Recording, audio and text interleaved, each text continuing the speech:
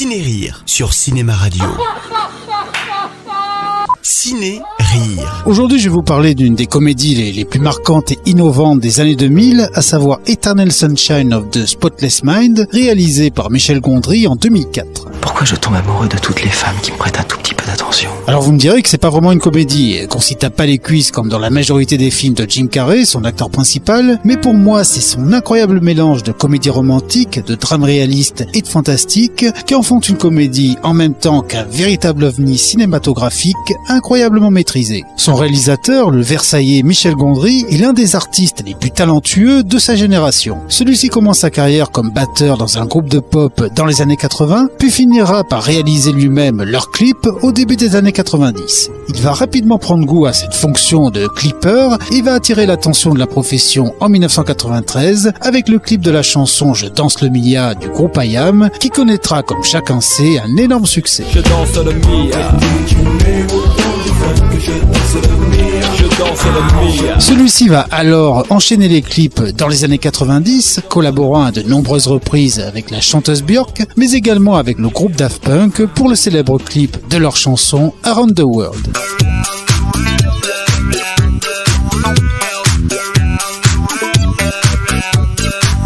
Et ce qui fera la force et la particularité des clips de Gondry, c'est leur incroyable inventivité visuelle et narrative, utilisant autant des effets très élaborés et d'autres volontairement bricolés avec 2 francs 6 sous, et ce en étant constamment au service de la chanson, de sa musique et de ce qu'elle raconte, caractéristiques souvent absentes chez les autres clippers. En 2001, il réalise son premier long métrage, Human Nature, scénarisé par l'auteur à la mode à l'époque, Charlie Kaufman.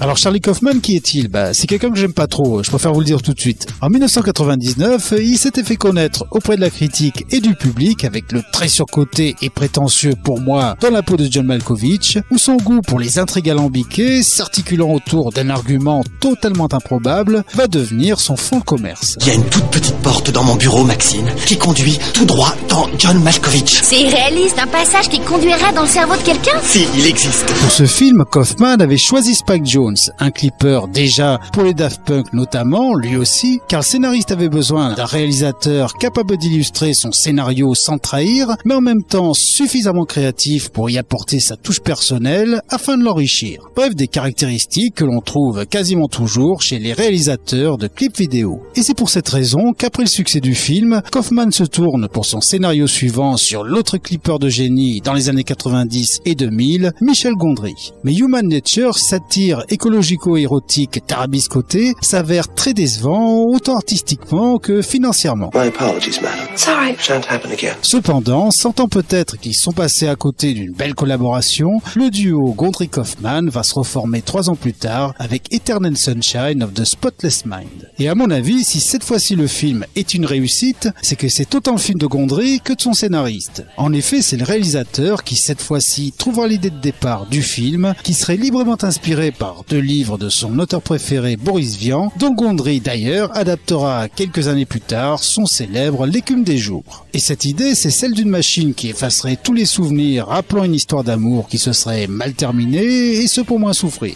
Il demande donc à Charlie Kaufman d'écrire à sa façon un scénario tournant autour de cette idée, ce qu'il fera en gommant un peu sa propension à traiter ses personnages comme de simples marionnettes et en les décrivant ici comme de véritables êtres humains faits de chair et de sang. Eh, salut. Pardon? Rien, je dis salut. Ah, salut. Ça va? Où est-ce que tu vas? Rockville Center. Sans deck. Moi aussi. Je crois qu'on s'est déjà vu, non? Tu vas des fois chez Barnes & Noble? Oui. C'est là que je t'ai vu. C'est bizarre, ça, je me rappelle 5 pas. ans. C'est peut-être mes cheveux? Le film s'ouvre sur la rencontre entre Joel et Clémentine, incarnés par le magnifique duo Jim Carrey et Kate Winslet, mais ce n'était peut-être pas la première fois que le couple se rencontrait. T'es pas un détraqué qui harcèle les filles? Je suis pas un détraqué. C'est toi qui m'as abordé. Ça, c'est le plus vieux tour dans le manuel du détraqué. Il y a un manuel? Mhm. Ah, il va falloir que je le lise. Un jour, Joel se rend compte que celle-ci l'a complètement oublié, et bien sûr, il veut comprendre pourquoi. Il apprend que Clémentine a fait appel à la société Lacuna, qui possède une machine neuronale permettant d'éradiquer tous les souvenirs de son histoire d'amour avec Joël. Oui, c'est pourquoi? Je peux vous aider, monsieur? Je voulais passer à son travail pour lui souhaiter la Saint-Valentin un peu en avance et... Vous n'allez pas le croire. Salut, Clémentine. Patrick, mon caramel d'amour. Elle était là avec ce gars qui était très jeune. Dites-moi si vous avez besoin d'un truc. Et alors elle m'a regardé comme si on se connaissait pas. Et cette clinique est dirigée par le Dr Merziak, joué par Tom Wilkinson, qui se sert également de la machine pour faire oublier à sa secrétaire, jouée par Kristen Dunst, leur liaison extra-conjugale, et ce à plusieurs reprises. Je suis une idiote qui c'est un cinéma ridicule, c'est moi qui l'ai provoqué, je vous jure que c'est vrai. Sois pas un monstre, Ward, faut le dire à la gosse. Il faut me dire quoi? Tu l'as eu avant, je te le laisse. Nous avons déjà eu une liaison. Tu as voulu que je pratique l'intervention, de façon à oublier ce que... Pour effacer sa douleur, Joel décide lui aussi d'oublier sa bien-aimée et de faire effacer cette liaison par le technicien de la clinique, joué par le futur Hulk, Mark Ruffalo. Quand vous vous réveillerez demain matin, tous les souvenirs qu'on aura pris pour cible s'étioleront puis disparaîtront. C'est un peu comme un rêve éveillé. Vous allez me dire ce que vous évoque cette série d'objets, monsieur Barish. Oh, ça c'est une histoire assez marrante. Non, en fait, monsieur Barish, j'aurais une bien meilleure lecture émotionnelle si vous évitez de faire des commentaires détaillés sur les objets que je vous montre. Concentrez-vous sur les souvenirs uniquement.